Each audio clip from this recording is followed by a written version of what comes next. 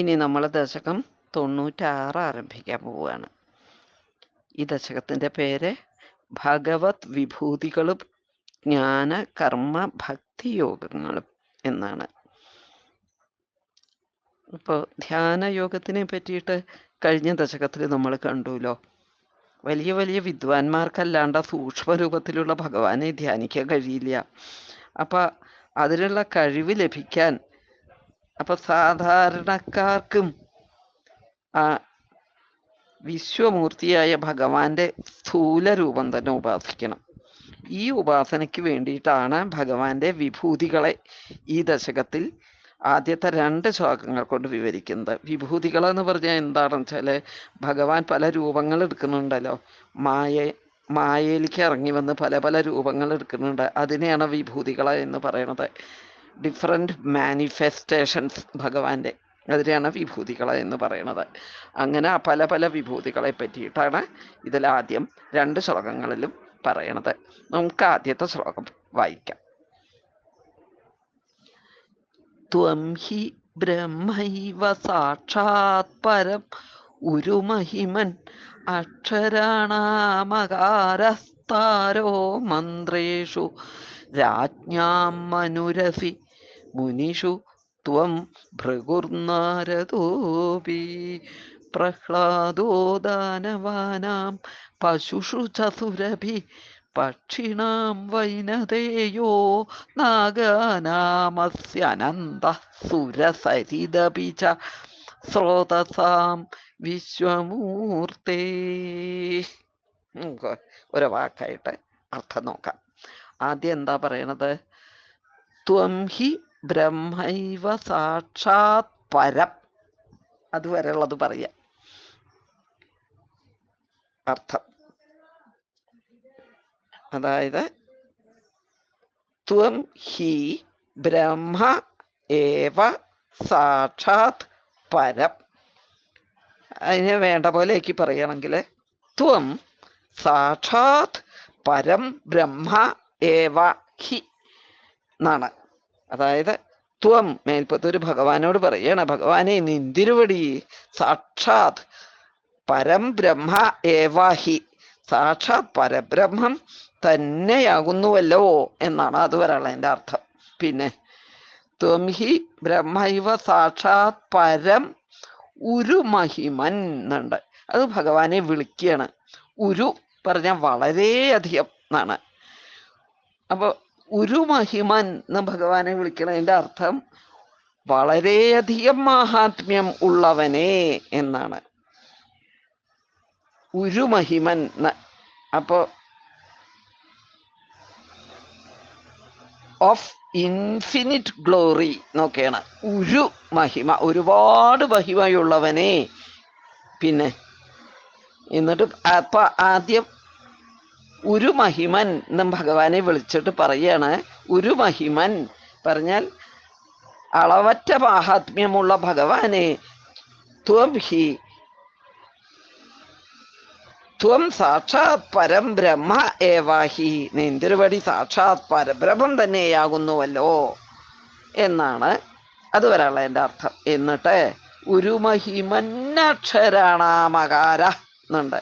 അപ്പോൾ ഉരുമഹിമൻ എന്ന് ഭഗവാനെ വിളിക്കൽ കഴിഞ്ഞിട്ട് പിന്നെ പദം പിരിച്ചാൽ അക്ഷരാണാം അകാര എന്നുണ്ട്.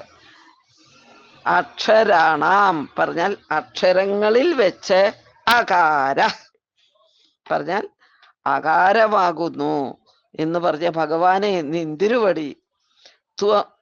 ആദ്യം പറഞ്ഞു ത്വം സാക്ഷാത് പരം ബ്രഹ്മ ഏവാഹി, നിന്തിരുവടി സാക്ഷാത് പരബ്രഹ്മം തന്നെയാണ്. പിന്നെ ത്വം അക്ഷരാണാം അകാര, നിന്തിരുവടി അക്ഷരാണാം പറഞ്ഞാൽ അക്ഷരങ്ങളിൽ വെച്ച് അകാരമാകുന്നു, ആ എന്ന അക്ഷരമാകുന്നു എന്ന് പറഞ്ഞു. അതായത് അക്ഷരങ്ങളിൽ വെച്ചിട്ട് ഏറ്റവും പ്രധാനപ്പെട്ട അക്ഷരാണ് ആന്ന്. മറ്റത് ഭഗവാൻ സാക്ഷാൽ പരബ്രഹ്മം തന്നെയാണെന്നുള്ളത് മേൽപ്പത്തൂര് ആദ്യത്തെ ദശകങ്ങളിലൊക്കെ ഊന്നി ഊന്നി എത്രയോ തവണ പറഞ്ഞതാണ്. ഈ ഭഗവാൻ സാക്ഷാൽ പരബ്രഹ്മം തന്നെ ഇവിടെ വന്ന് അവതരിച്ചതാണല്ലോ. സാക്ഷാൽ പരബ്രഹ്മം തന്നെയാണ്. അത് കഴിഞ്ഞിട്ട് പിന്നെ പറയാണ് അക്ഷരങ്ങളിൽ വെച്ച് നിന്തിരുവടി ആ എന്ന അക്ഷരമാകുന്നു. അതാണ് അകാര പറഞ്ഞാല്. അതായത് എന്താ വെച്ചാല് അകാരം ഇല്ലാണ്ട് ഒരക്ഷരവും പൂർണ്ണമാകുന്നില്ല. അതായത് ക്ക് എന്നതിനോട് ആ ചേർന്നാലാണ് ക എന്നുള്ള അക്ഷരം ഉണ്ടാവുള്ളൂ. ത് എന്നുള്ളതിനോട് ആ എന്നുള്ള അക്ഷരം ചേർന്നാലേ ത എന്നാവുള്ളൂ.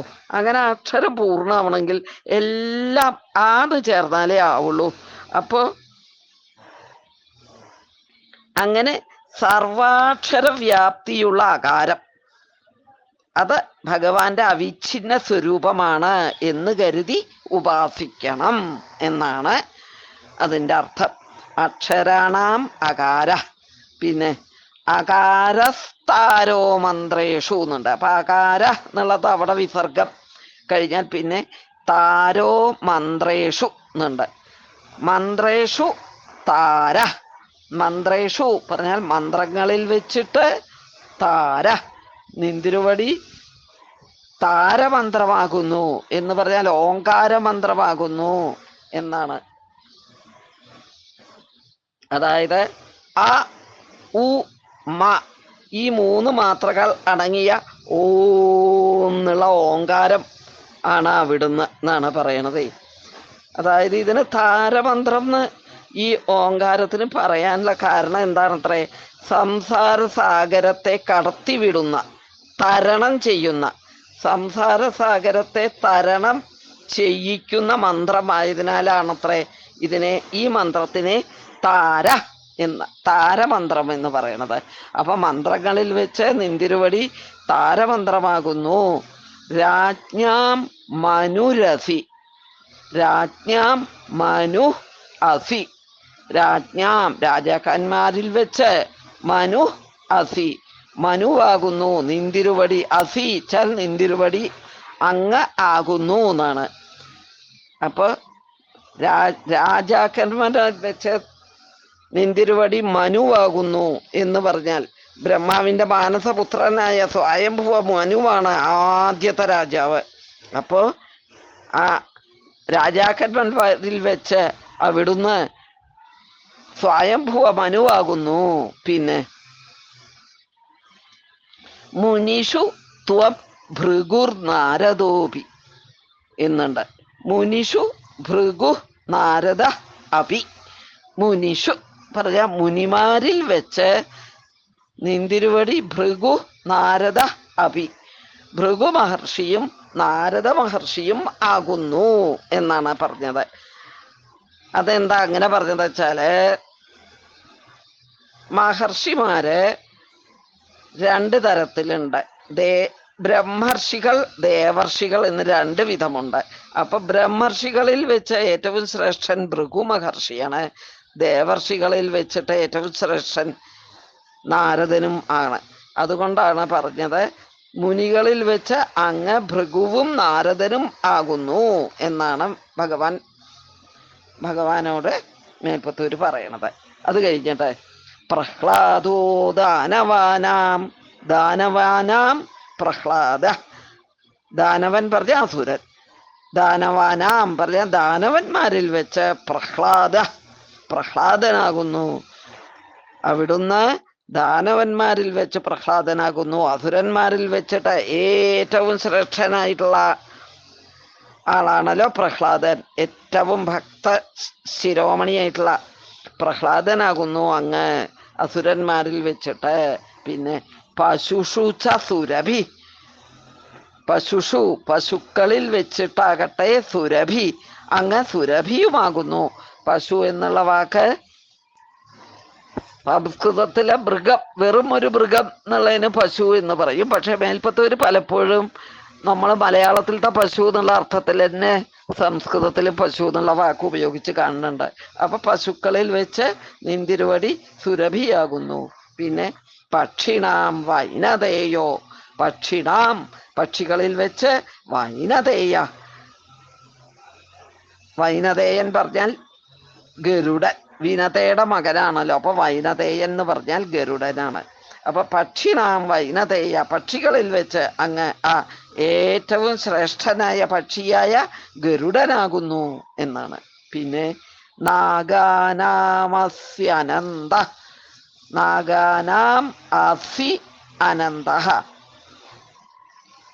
നാഗാനാം നാഗങ്ങളിൽ വെച്ചിട്ട്, സർപ്പങ്ങളിൽ വെച്ചിട്ട്, അസി പറഞ്ഞാൽ നിന്തിരുവടി ആകുന്നു, അനന്ത അനന്തൻ. അപ്പോ നാഗാനാം അനന്ത അസി, നാഗങ്ങളിൽ വെച്ച് നിന്തിരുവടി അനന്തനാകുന്നു. ഏറ്റവും ശ്രേഷ്ഠനായ നാഗം അനന്തൻ ആണ്. ആ നിന്തിരുവടി നാഗങ്ങളിൽ വെച്ച് അനന്തനാണ്. പിന്നെ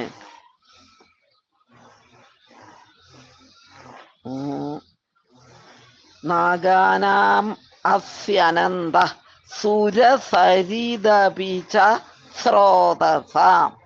സുരസരിതപി പറഞ്ഞ അതില് സുരസരിത് അപി ച സ്രോതസാം അങ്ങനെയാണ് പദം പിരിക്കുമ്പോൾ. അപ്പോ സുരസരിത് പറഞ്ഞാൽ, സരിത് പറഞ്ഞാൽ നദി, സുരസരിത് പറഞ്ഞാൽ ദേവനദി എന്ന് പറഞ്ഞാൽ സ്വർഗ, അതാണ് ആ ദിവ്യയായിട്ടുള്ള ഗംഗാനദി ആകു. അബീച്ച പറഞ്ഞാൽ അങ്ങനെയുമാണ് എന്നൊക്കെ പറയാം. എന്നു മാത്രമല്ല, ഇത്രയൊക്കെ പറഞ്ഞു. അബീച്ച എന്നു മാത്രമല്ല, സ്രോതസാം സുരസരിത് അസി. സ്രോതസാം പറഞ്ഞാൽ നദികളിൽ വെച്ച്, സുരസരിത് അസി നിന്തിരുവടി ആ ദിവ്യയായ ഗംഗാനദിയാകുന്നു. പിന്നെ വിശ്വമൂർത്തേ എന്ന് ഏറ്റവും കൊടുക്കണ്ട, അത് ഭഗവാനെ വീണ്ടും വിളിക്കുകയാണ്. ആദ്യം ഉരുമഹിമൻ എന്ന് ഭഗവാനെ വിളിച്ചു ആദ്യത്തെ വരിയില്. പിന്നെ അവസാനം വിശ്വമൂർത്തേ എന്നുള്ളതും ഭഗവാനെ വിളിക്കുകയാണ്. അതായത് ഈ വിശ്വസ്വരൂപനായിട്ടുള്ള, വിരാട് സ്വരൂപനായിട്ടുള്ള എന്നൊക്കെ അർത്ഥം പറയാം. അങ്ങനെയുള്ള വിശ്വമൂർത്തിയായിട്ടുള്ള, വിശ്വസ്വരൂപനായിട്ടുള്ള ഭഗവാനെ, വിരാട് സ്വരൂപനായിട്ടുള്ള ഭഗവാനെ എന്ന അവസാനം ഭഗവാനെ ഒന്നും കൂടി വിളിക്കുക. അപ്പൊ നമ്മൾ ഇതിൽ ആകെ അന്വയമായിട്ട് പറയുകയാണെങ്കിൽ ഈ രണ്ട് ഭഗവാനെ രണ്ട് സംബോധന ഉണ്ട്, ഉരുമഹിമനും വിശ്വമൂർത്തേന്നും. അത് രണ്ടും ആദ്യം അങ്ങോട്ട് പറയണം അന്വയത്തില്. ഉരുമഹിമൻ വിശ്വമൂർത്തേ പറഞ്ഞ, ഉരുമഹിമൻ പറഞ്ഞാൽ വളരെയധികം മഹാത്മ്യത്തോടു കൂടിയ, മഹാത്മ്യശാലിയായി, വിശ്വമൂർത്തേ വിശ്വരൂപനുമായിട്ടുള്ള ഗുരുവായൂരപ്പ എന്ന് പറയാം. ത്വം സാക്ഷാത് പരം ബ്രഹ്മായേവഹി, ത്വം നിന്തിരുവടി സാക്ഷാത് പരബ്രഹ്മം തന്നെയാകുന്നുവല്ലോ. ത്വം അക്ഷരാണാം അകാര, നിന്തിരുവടി അക്ഷരങ്ങളിൽ വെച്ച് അകാരമാകുന്നു. മന്ത്രേഷു താരഹ, മന്ത്രങ്ങളിൽ വെച്ച ഓങ്കാരവും. രാജ്ഞാം മനു അസി, രാജാക്കന്മാരിൽ വെച്ച്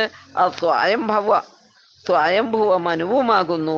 മുനിഷു ഭൃഗു നാരദ അഭി, മഹർഷിമാരിൽ വെച്ച് ഭൃഗുവും നാരദനുമാകുന്നു. പശുഷു സുരഭി, പശുക്കളിൽ വെച്ച് സുരഭിയാകുന്നു. ദാനവാനാം പ്രഹ്ലാദ, അസുരന്മാരിൽ വെച്ച് പ്രഹ്ലാദനും. പക്ഷിണാം വൈനതേയ, പക്ഷികളിൽ വെച്ച് ഗരുഡനും. നാഗാനാം അനന്ത ച അസി, നാഗങ്ങളിൽ വെച്ച് അനന്തനുമാകുന്നു. അപീച്ച എന്നു മാത്രമല്ല, സ്രോതസാം നദികളിൽ വെച്ച് സുരസരിത്, അങ്ങ് ആ സാക്ഷാൽ ദിവ്യയായ ഗംഗയും ആകുന്നു എന്നാണ് ഈ ശ്ലോകത്തില് പറയണത്. അതായത് ഈ ലോകത്തിലത്തെ ഏറ്റവും ശ്രേഷ്ഠമായ, ഓരോ സമൂഹത്തിലും വെച്ചിട്ട് ഏറ്റവും ശ്രേഷ്ഠമായത് എന്തെല്ലാണ്, അതെല്ലാം നിന്തിരുവടി തന്നെയാകുന്നു എന്നാണ് ഈ ശ്ലോകം കൊണ്ട് പറയണത്. നമുക്ക് ശ്ലോകം ഒന്നും കൂടി വായിക്കാം. ത്വം ഹി ബ്രഹ്മൈവ സാക്ഷാത് പരമുരുമഹിമൻ അക്ഷരാണാം വിസ്താരോ മന്ത്രേഷു രാജ്ഞാം മനുരസി മുനിഷു ത്വം ഭൃഗുർനാരദോപി പ്രഹ്ലാദോ ദാനവാനാം പശുഷു ചസുരഭി പക്ഷിണാം വൈനദേയോ നാഗാനാമസ്യനന്ദസുരസരിദപി ച സ്രോതസാം വിശ്വമൂർത്തേ.